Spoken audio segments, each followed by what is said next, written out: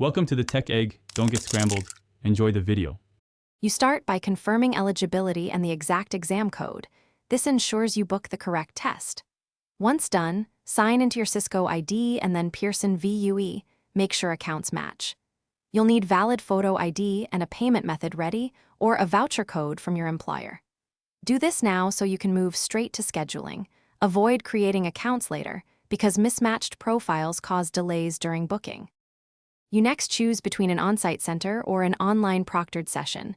Pick what fits your comfort level. Once chosen, search available dates and times, accounting for time zone differences, and reserve a slot. Book 2+ weeks out if possible for flexibility. If online, run the system check to verify webcam, mic, and browser compatibility.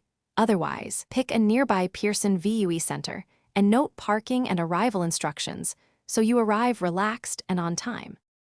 You finish by reviewing and saving the confirmation immediately. Check the exam code, date/time, and any special instructions.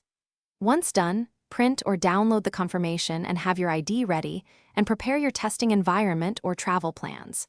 If a problem arises, like mismatched name, missing confirmation, or technical failure, contact Pearson VUE or Cisco support with your booking reference right away.